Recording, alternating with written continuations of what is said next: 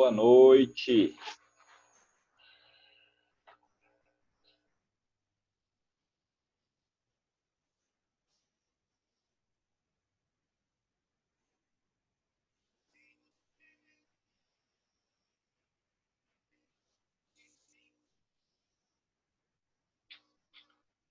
Para mais um minutinho. Aí a gente começa. E aí, tudo bem com vocês? Todo mundo quietinho? Aproveitaram o feriado da semana passada para dar uma descansada, né? Para ficar em casa. Hoje eu vi um negócio interessante, vou até compartilhar com vocês aqui. Enquanto espero mais um minuto. Achei na internet um negócio bem interessante. Eu lancei essa quarentena, me ensinou que eu vivo sem shopping, sem bar, sem passeio, mas eu não vivo sem livro, eu não vivo sem filme, eu não vivo sem série, eu não vivo sem TV, eu não vivo sem família. Achei muito interessante isso aí. Bom, vamos começar, né? Já deu 9h17, 2 minutos. Então vamos lá. É o seguinte, hoje eu fiquei de começar ecologia, tá? Só que a ecologia, ela é a mais ampla das frentes da biologia. Ela é uma que engloba todas as frentes da biologia. Você entra na ecologia. Então eu tenho que começar falando não da ecologia em si, tá? Ecologia é uma ciência, uma parte da ciência muito ampla. Eu tenho que começar falando para vocês sobre ciência. Primeira coisa que nós temos que estudar, a questão da ciência, como que ela é feita. Inclusive, vai tirar muitas dúvidas de vocês aí em relação a esse período que nós estamos vivendo aí, por que está demorando tanto para fazer uma vacina e tudo mais, e descobrir um medicamento e tudo mais, porque não é feito na base do eu acho. Tá? Qualquer dúvida vocês podem falar aí na hora, de boa. Inclusive hoje tem pouquinha gente, pode até usar o microfone mesmo, tá? Vamos lá. Então, primeira coisa, o que é ciência?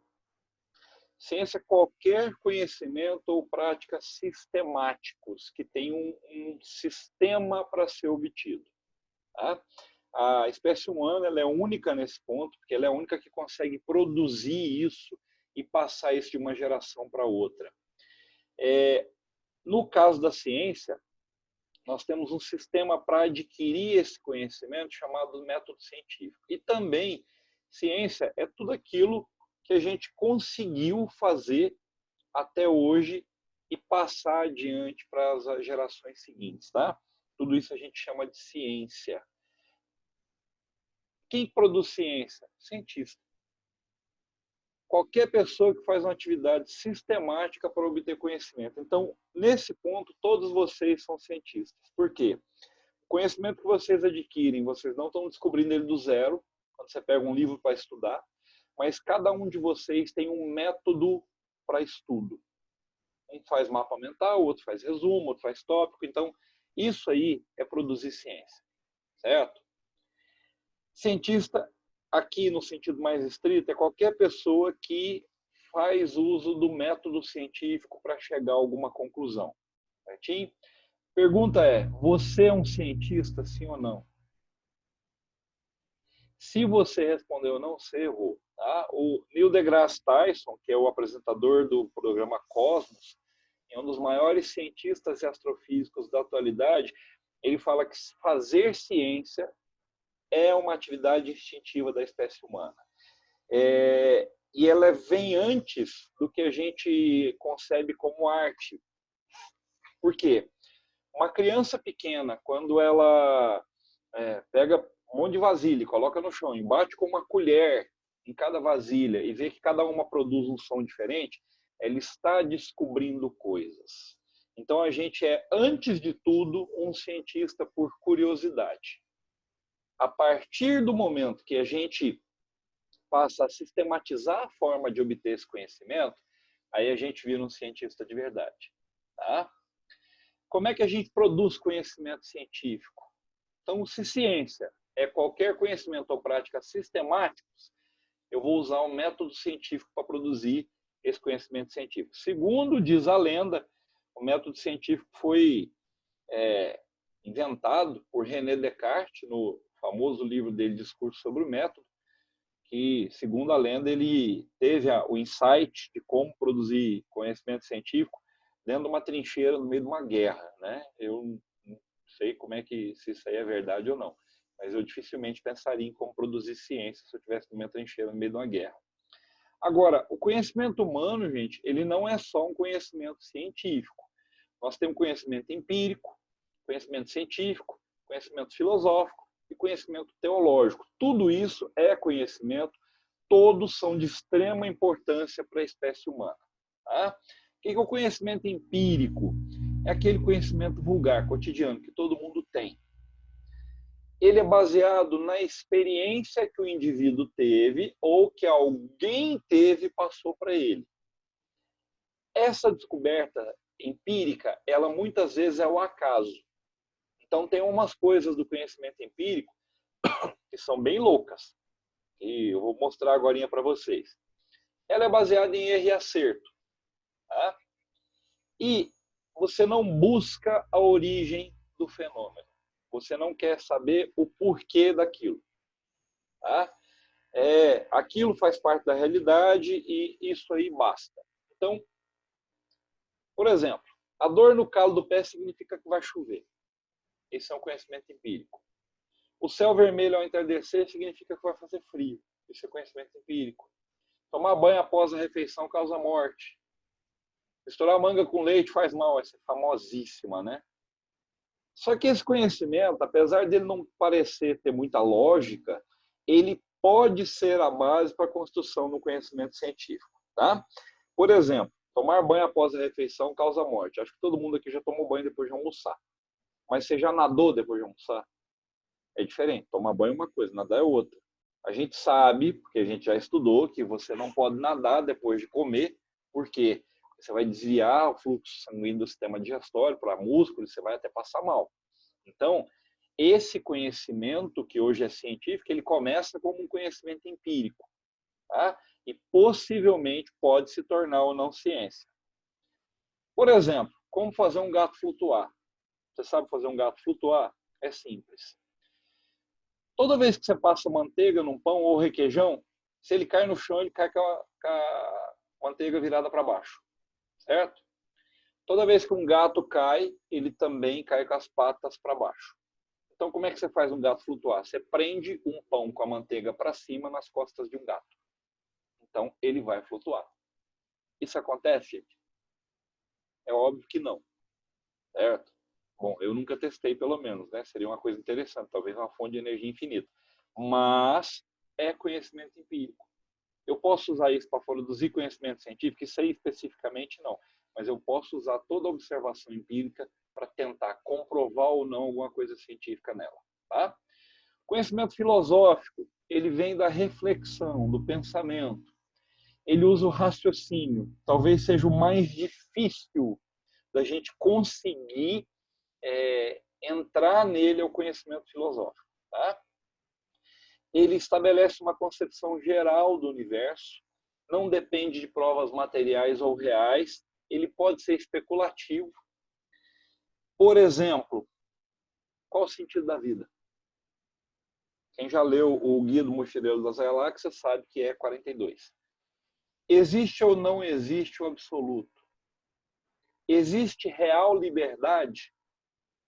A máquina vai substituir o homem? O homem será produzido em série, em tubos de ensaio, igual a gente faz carro?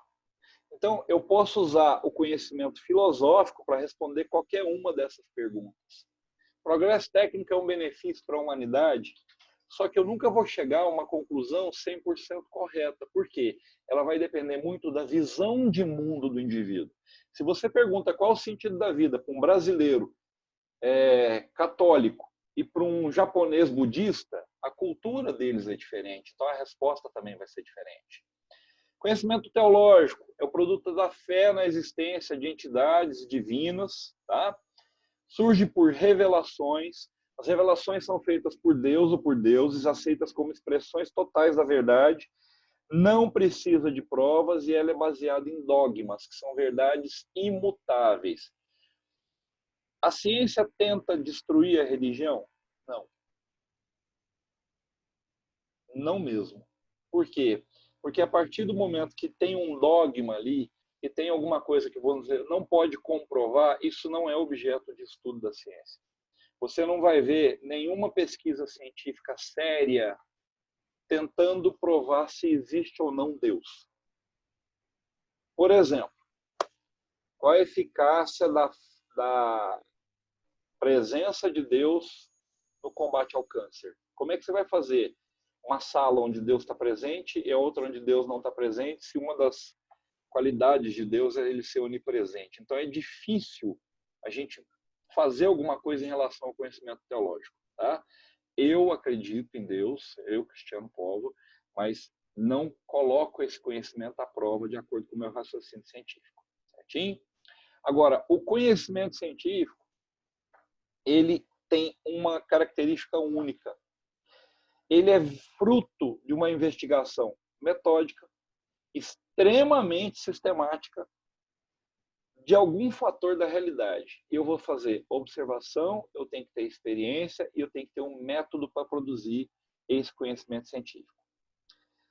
Eu tenho que transcender o fato ou fenômeno em si mesmo. Então, eu não me contento em saber que aquilo funciona. Eu tenho que saber o porquê funciona ou porquê não funciona.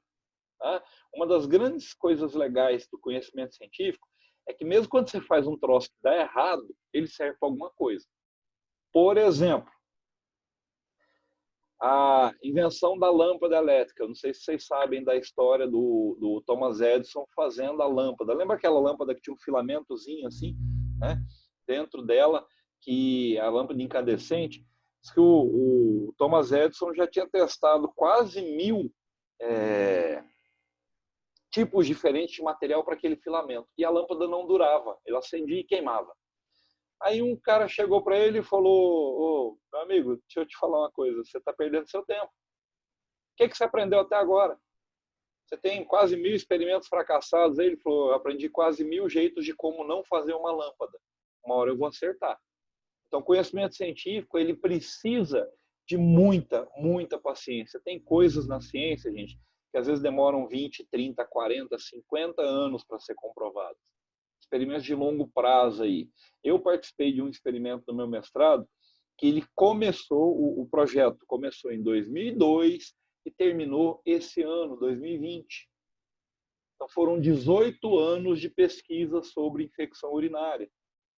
Cada um pegando o que foi descoberto anteriormente, complementando. Tá? Então é um negócio muito, muito, muito metódico. Eu tenho que descobrir causas do fenômeno que eu estou estudando, quais as leis gerais desse fenômeno. Eu tenho que trabalhar no universo material e físico. Se eu não puder medir, pesar, medir tempo, etc., não serve. Tá? E eu tenho que verificar isso por experimentos. Com um detalhe. Se eu faço um experimento aqui no Brasil, aqui em Goiânia, e eu chego a um resultado X, se alguém fazer o mesmo experimento que eu fiz, do mesmo jeitinho, lá na China, ele tem que chegar ao mesmo resultado. Tá? Então, o experimento científico, ele precisa desse método para quê? Para que o resultado dele, a descoberta dele, seja universal. Senão, não vai adiantar. Vou dar um exemplo besta para vocês. Já ficaram com dor de cabeça. Tomaram paracetamol. É o mesmo produto que é usado para dor de cabeça na Europa, na China, no Japão, na Austrália. Por quê? Porque o metabolismo humano, na sua generalidade, é óbvio que vai ter exceção, vai ter gente que vai tomar paracetamol e vai morrer, né? Mas aí é exceção, é influenciável pela presença do paracetamol. Então eu tenho que fazer alguma coisa que sirva para tudo. Não adianta, imagina, as meninas que estão assistindo a aula aí, muitas de vocês têm cólicas menstruais. Imagina um remédio que eu invento, eu consigo descobrir um remédio, que uma gota dele uma gota só desse remédio, colocado na língua, faz você ficar o tempo todo sem cólica. Acho que todas vocês queriam. Só que ele só funciona para mulheres do signo de Aquário que nasceram entre as 14 e as 22 horas e 17 minutos, tá? Terça, quarta ou quinta-feira. Outros dias da semana não serve. Vai servir para alguma coisa esse negócio? Não. Então ele tem que ser um negócio prático, tá? Fundamento científico. Eu tenho métodos e objetivos confiáveis para chegar a essa verdade. Você está vendo que eu escrevi verdade aí? Eu coloquei entre aspas. Por quê? Porque a verdade científica, gente, ela pode ser mudada. A qualquer momento ela pode ser mudada. Não é necessariamente uma verdade insubstituível. Fiz merda aqui, peraí. Vou falar besteira não. Tá gravando. Essa verdade aí, então, ela nunca é absoluta. Ela vai ser modificada ou substituída. Vou dar um exemplo para vocês. Leis de Newton. Já estudaram leis de Newton? Elas não funcionam na física quântica. Já estudaram a primeira lei de Mendel? Lembra? Azão, azinho, azão, azinho. Tem um monte de coisas que não obedecem a primeira lei de Mendel. Então, essa verdade, ela nunca é absoluta. Ela nunca é obtida integralmente. Você sempre vai se aproximar dessa verdade. O grande objetivo da ciência é descobrir o máximo possível dessa verdade, nunca ela integralmente. Eu tenho que fazer a descrição da natureza do que eu estou estudando por um modelo que seja válido para vários casos. Eu, Póvoa, eu sou biólogo, eu só sei trabalhar com modelo quantitativo. Eu fui treinado durante a minha graduação inteirinha e durante a minha pós-graduação para trabalhar com modelo quantitativo. Eu não sei trabalhar com modelo qualitativo. O modelo qualitativo, ele é muito usado nas ciências humanas, na psicologia, etc. Tá? O quantitativo para a gente é o normal. O qualitativo, quando ele aparece, a gente chama de estudo de caso. Por quê? Porque ele não entra num modelo geral. Então, a observação do fundamento científico. Isso aqui é a primeira coisa que eu vou fazer para produzir ciência. Eu vou observar algum fato, só que eu não posso interferir nesse objeto de estudo. Tá? De jeito nenhum. O fenômeno que eu estou observando, ele tem que acontecer independente da minha presença. Eu vou pegar alguns aspectos da realidade que eu consigo perceber pelos sentidos. Exemplo, vacina contra a varíola. Vacina contra a varíola ela foi feita em 1700 e qualquer coisa, muito antes da gente entender alguma coisa sobre anticorpo. Então, naquela época, os caras já tinham aquele aspecto da realidade que eles observavam, que quem pegava a varíola bovina não pegava a varíola humana. Então, é um dos aspectos. Depois, esse conhecimento foi sendo melhorado. Ela pode ser assistemática, eu não sei fazer pesquisa sistemática, só sei fazer pesquisa sistemática com planejamento e controle. Tá? A pesquisa sistemática aí seria quase que um estudo de caso, você não tem um padrão para seguir. Eu não participo, eu só observo e presencio o fato, eu não posso ser cobaia do meu experimento, apenas em um único caso. Tá? Só um caso que eu posso ser cobaia do experimento que eu vou falar para vocês daqui a pouco. Pode ser individual ou em equipe. Quando é em equipe, a gente chama geralmente de projeto feijoada. Por quê? Feijoada vai um monte de ingrediente. Então, cada pessoa da equipe pega um projeto muito grande, por exemplo, e vai trabalhar num determinado aspecto dele. O meu mestrado, a gente fez uma pesquisa gigante com infecção urinária, certo? Mapeamos infecção urinária em Goiânia inteira. Beleza. Um colega publicou só infecção urinária em crianças. Eu estudei só infecção urinária em idosos. Outro estudou infecção urinária em mulheres. Então, cada um pegou uma partezinha disso aí para poder a gente chegar a uma conclusão geral no todo. Na vida factual ou real, então tem que ser alguma coisa que possa ser observada e medida e pesada e discutida, ou em laboratório. Aí, no caso do laboratório, é um tipo de pesquisa até um pouco mais fácil. Por quê? Porque eu vou lidar com menos variáveis. Quanto menor a quantidade de variáveis eu lidar, numa determinada pesquisa, mais fácil eu chegar em alguma conclusão, certo? Aí eu tenho que fazer experimentos para isso.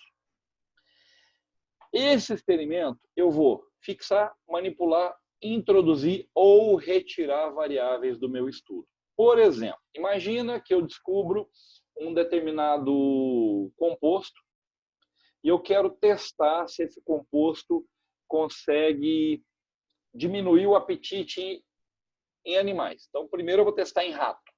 Né? O que eu vou fazer? Eu vou pegar 2.000 ratos, dividir em 2 grupos, colocar eles em gaiolas exatamente iguais, com o mesmo tipo de serragem no fundo da gaiola, recebendo o mesmo tipo de ração, água à mesma temperatura, com o mesmo pH. Os ratos têm que estar em salas do mesmo tamanho, com a mesma luminosidade, com a mesma temperatura, com o mesmo nível de ruído. E a única coisa que eu vou usar como variável é que um grupo vai receber o medicamento que eu estou testando e o outro não. Então, eu estou reduzindo as variáveis. Por isso que é tão difícil você fazer experimento com seres humanos. É tão trabalhoso. Por quê? Gente, o que influencia no nosso metabolismo? Tudo. Até a dieta. Então, para eu testar um determinado antibiótico, um determinado medicamento, eu tenho que testar isso no mundo inteiro para ver se dá certo. Vai que só funciona com quem não come carne de porco. Então, né? Eu tenho que fazer esse experimento, então, cuidadosamente controlado para eliminar minhas variáveis. Quanto menor a quantidade de variáveis que eu estou estudando, melhor e mais fácil é eu chegar em alguma conclusão. Certo? Aí, para isso, eu vou criar hipóteses. O que é uma hipótese? São argumentos e explicações que ainda não foram confirmados nem desconfirmados por observação e experimentação. Ou seja, são possíveis respostas. Então, imagina, o cara observa um fato. Animais que estão machucados, eles roem a casca do salgueiro. Isso que eu estou falando para vocês é real, da casca do salgueiro. Os indígenas americanos também usavam isso, tá? O chá da casca do salgueiro para tirar a dor. Pergunta que eu faço. Será que a casca do salgueiro tem alguma função analgésica? E aqui entra uma série de coisinhas que a gente chama de navalhas científicas. O que é uma navalha científica? É um jeito que eu vou ter de cortar o melhor possível essa resposta. A navalha que a gente mais usa é chamada navalha de Ockham. O que é a navalha de Ockham? Foi lá no século XIII, eu acho, que fala o seguinte: se você tem várias respostas para uma pergunta, a mais simples geralmente é a correta. Então, quando eu faço uma pergunta científica, eu vou fazer essa pergunta de modo a ter as respostas mais simples possíveis. Se eu pergunto para vocês, a casca do salgueiro tem propriedades analgésicas? Quais as respostas mais simples que eu tenho? Sim ou não. Certo? Então, eu tenho uma hipótese que pode ser positiva, negativa ou condicional. Por exemplo, qual o efeito de um remédio para cortar a menstruação em homens? Nenhum. Eu tenho uma condição para que ele se estabeleça. A teoria científica é uma resposta de caráter explicativo universal. Ela vai estruturar as uniformidades e irregularidades de algum fenômeno de acordo com leis científicas. Então, eu tenho que conhecer essas leis científicas para poder chegar à teoria. E ela nunca atinge a totalidade dos aspectos do fenômeno da realidade. Por exemplo, teoria da evolução. Por que ainda é uma teoria? Matematicamente está comprovado, teoria da relatividade, matematicamente está comprovado, tem alguns exemplos, mas ainda nós não chegamos no todo dela. Tá? Então, na hipótese, eu tenho possíveis respostas para a minha pergunta. A teoria é quando eu já provei alguma parte da hipótese. Quando eu provo todas as partes da hipótese, aí ela se transforma numa lei científica. Tá? A teoria, ela vai estabelecer relações entre aspectos que eu não posso observar diretamente. Então, é aquela falhazinha do cálculo que ainda falta, aquele pedacinho que ainda falta descobrir. Agora, o objetivo máximo da ciência é uma lei científica. Tanto é que, se você descobre uma lei científica, ela ganha o seu nome. Lei de Newton, lei de Darwin, lei de Ohm, lei de não sei quem, lei de Gauss, etc. Ela tem grandes precisões e sem exceções. Na verdade, esse sem exceções aí é meio assim, tá? Se manifesta sempre da mesma forma em todos os estudos, então você tem que ter uma uniformidade disso aí para ela valer. Exemplo, lei da gravitação universal. É isso. E está mais do que comprovado. Lei da gravidade. Vamos supor. Se eu solto a caneta aqui, ó, ela cai. E adivinha o que acontece com um professor lá no Japão que está dando aula nesse momento, ele soltar a caneta? Ela vai cair. Lá são 9 da manhã. Tá? Exemplo de saber científico, coisas que são produzidas pela ciência, que vocês conhecem, mas que nunca pararam para pensar que isso é um saber científico. Todo corpo em queda livre cai com a aceleração da gravidade. Lembra da maçã caindo na cabeça do Newton, blá blá, daquela história, né? O ouvido humano consegue ouvir frequências entre 20 e 20 mil Hz. A chuva é causada pela condensação das nuvens. Vacinação contra a poliomielite diminui a incidência dessa doença na população. Então, esses 4 exemplos que vocês estão vendo aí são as coisas que foram exaustivamente testadas, por isso que são os saberes científicos, são considerados leis. Tá? Agora, existe um aspecto na ciência que muitas vezes pega, que é a ética. O que é ética? Ética vem do grego, que significa bom costume, costume superior, costume de caráter, portador de caráter. Aí eu peguei a definição aqui, ó. Princípios universais, ações que acreditamos e não mudam independente do lugar onde estamos. Diferencia-se da moral, porque a moral é fundamentada na obediência a costumes e hábitos recebidos. A ética fundamenta as ações morais pela razão. Então isso aí é um conceito lá da filosofia que eu peguei para colocar nessa aula. Simplificando ética. Tem uma frase do Immanuel Kant que eu acho fantástica, que ele simplifica a ética. Tudo que você não puder contar como fez, não faça. Então, tudo aquilo que eu não posso contar como que eu vou fazer, eu não vou fazer porque é antiético. E na ciência, isso pega muito, muito mesmo. Um pouquinho de história para a gente entender a questão da ética. Tá? Vocês já viram essa figura em livros de história, em documentários, vocês sabem bem o que isso aí significa. Né? Isso aí é um comício em Nuremberg, e cá entre nós, os caras sabiam fazer um negócio bem organizado. Só que isso aí, para quem não sabe, terminou aqui. Vocês já viram essa foto? Essa foto aí, queridos, são dos julgamentos de Nuremberg. Eles pegaram os criminosos nazistas que eles conseguiram capturar, levaram para Nuremberg, que era a cidade berço do nazismo, e fizeram o julgamento desses criminosos de guerra lá. Então aqui, ó, Rudolf Hess está aqui está Albert Speer, entre outros grandes lá do nazismo alemão, certo? A partir desses julgamentos, criou-se um negócio chamado Código de Nuremberg, que é uma recomendação internacional sobre os aspectos éticos envolvidos nas pesquisas com seres humanos. Por quê? Quando os caras descobriram os campos de concentração, eles viram que lá eles faziam muitas experiências com humanos. Então, até nessa época, não se tinha uma regulamentação universal. E prestem bem atenção numa coisa, o Código de Nuremberg ela é uma recomendação internacional. Ela não é uma lei que vale para todo mundo. Só que a maioria dos países escreve seus códigos de bioética baseados no Código de Nuremberg. Eu peguei 2 pontos do Código de Nuremberg aqui para vocês. O experimento deve ser conduzido de maneira a evitar todo o sofrimento e danos desnecessários, quer físicos, quer materiais.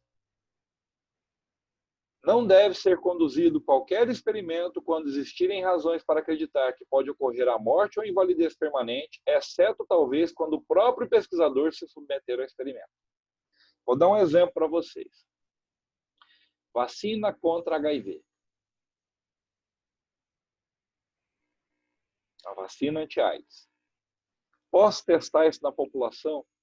Posso. Desde que eu tenha o consentimento da população. e ela esteja ciente do que está acontecendo. E tem que ser voluntário. Posso testar em mim? Posso. E no meu caso, eu posso injetar a vacina, esperar um tempo e injetar o HIV. Em mais ninguém eu posso fazer isso.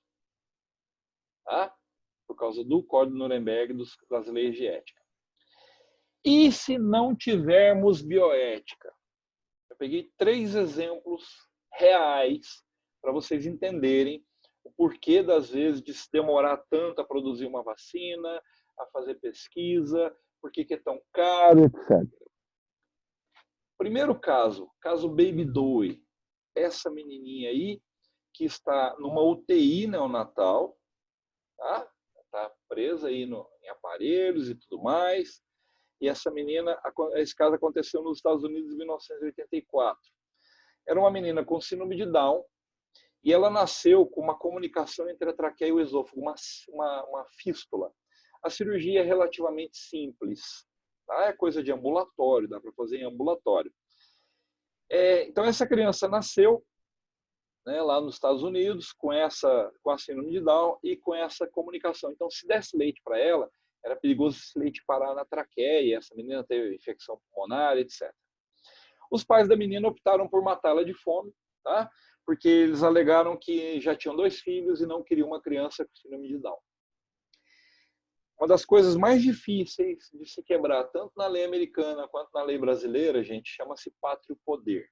Muitas vezes alguns alunos falam comigo assim, nossa, mas tem tanta criança à espera de adoção, né, tanta criança em abrigo, tanto casal querendo adotar, por que é tão difícil? Porque o pátrio poder é muito difícil de você quebrar. Tá? Você falar, não, o Estado vai tutelar essa criança agora. Se envolve uma série de coisas no direito. Os médicos foram à justiça, tiveram o pedido de tratamento da menina negado por causa da dificuldade de quebrar o pátrio poder. A menina morreu antes do julgamento de apelação, só que aí os pais dela foram condenados por homicídio doloso. Agora, o porquê disso? É um caso envolvendo menor. E a legislação americana, nesse ponto, ela é muito semelhante à legislação brasileira. Todo caso envolvendo menor, ele é sigiloso. Quando a menina morreu, ele deixou de ser sigiloso.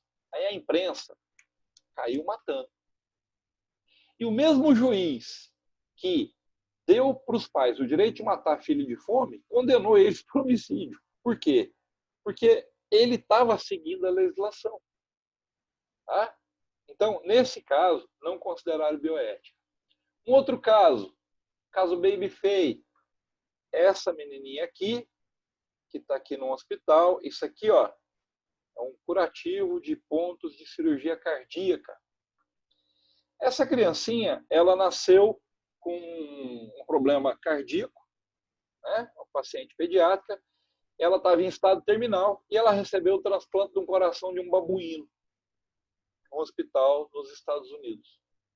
Gente, vocês todos sabem a problemática que é na questão de compatibilidade de tecidos. Você imagina entre espécies diferentes. Os médicos sabiam que essa menina, esse coração, não podia ajudar ela mais do que poucos dias. Ela morreu 20 dias depois de receber esse coração de babuíno. Só que aí aconteceu a mesma coisa, foi no mesmo ano, aconteceu a mesma coisa. O caso se tornou público. Tá? Teve um caso também interessante, que foi a briga entre o Robert Gallo, que é um cientista americano, e o Luc Montagnier, que é um cientista francês. Luc Montagnier, ele que foi o cara que associou o vírus HIV à existência da AIDS, lá no começo dos anos 80. O Robert Gallo era um cara que pesquisava retrovírus. Ele pediu amostras do Luc Montagnier. E o Luc Montagnier publicou isso num tipo um jornal interno do próprio Instituto Pasteur. O Robert Gallo, ele pegou a amostra do vírus, pegou as fotos do Luc Montagnier e publicou na Nature, como se fosse pesquisa dele. Tá? O que aconteceu? Acabou a carreira do cara. Porque quando isso aí estourou na comunidade científica internacional, o prestígio dele foi para o lixo. Ele terminou os dias dele trabalhando no Instituto Nacional do Câncer, nos Estados Unidos, com a verba reduzidíssima, porque ninguém acreditava mais nas coisas científicas que ele alegava descobrir. E olha que ele morava num país onde nós tivemos o pior caso de bioética da história, o caso Tuskegee. Quero mostrar uma foto aqui para vocês. Esse cara aqui é um médico do governo americano, certo? Aqui são moradores de Tuskegee, que é uma cidadezinha no Alabama, que é um dos estados mais pobres dos Estados Unidos. O doguinho apareceu na foto aqui, porque tinha que ter um doguinho para ficar a foto bonitinha. Tá? Tuskegee é uma cidade pobre, com a maioria da população negra, num estado pobre do sul dos Estados Unidos. De 1932 até 1972, durante 40 anos, um estudo sobre sífilis usou pessoas negras de Tuskegee, no estado do Alabama, como cobaias humanas, na inoculação e desenvolvimento da sífilis, sem que os indivíduos testados soubessem do que se tratava. Teve mais de 7.000 pessoas propositalmente contaminadas com sífilis, e muitas morreram. Elas não sabiam que estavam participando disso. Foi financiado pelo governo. Tá? Então, nesse caso, isso aí depois se revelou uma bola de neve, uma coisa que Tuskegee foi a pontinha do iceberg, que descobriu-se que o governo americano fez esse experimento também na Costa Rica, fez esse experimento em Porto Rico, e assim, em larguíssima escala. Tá? Isso deu uma reviravolta, quando foi descoberto, na questão de pesquisa humana, pesquisa envolvendo seres humanos. E até hoje, se você pegar na internet o juramento do médico, vou parar de compartilhar aqui, vamos voltar para a câmera. Se você pegar na internet o juramento do médico, o juramento do enfermeiro, o juramento do biólogo, você vai ver que todos eles têm um alto índice de comprometimento com a vida humana. Por isso que quando a gente vê no Brasil enfermeira dirigindo clínica de aborto, isso aí dá uma auê. Porque uma das coisas que você tem que fazer para se formar é o juramento da sua profissão. Né? Em todo juramento, ele é baseado no código de ética. Então, no juramento do biólogo, a gente fala em defesa da vida. No juramento do enfermeiro, fala defendendo a vida da concepção até a morte. Né? E isso tudo, na minha opinião, agora é a minha opinião pessoal, tem muito mais valor do que alguma assinatura no documento. Então, a questão da experimentação em humanos aí para fabricar uma vacina contra coronavírus, contra ebola, contra o que quer que seja, ela tem que ser muito cuidadosa para que a gente não tenha outro caso Tuskegee, não tenha outro caso Baby Faye, Baby Doe, etc. Tá? Assiste um filme chamado Clube de Compra Dallas, que eles falam do uso do AZT nos primórdios da AIDS. AZT era um remédio usado para câncer, e descobriram que ele diminuía a infecção por HIV. Só que usaram na dosagem para câncer. Então, no início, ele mais matou gente do que ajudou. Tá? Isso é bem descrito no filme, muito interessante. E tem um outro filme também que eu mandei lá no comecinho da pandemia para você, chamado E a Vida Continua. É muito legal, tem ele completo no YouTube. Certinho? Falta 1 minuto para acabar. Perguntas? Dúvidas? Câmeras abertas. Tem alguém aí? Vou ativar o microfone de todo mundo, tô nem aí.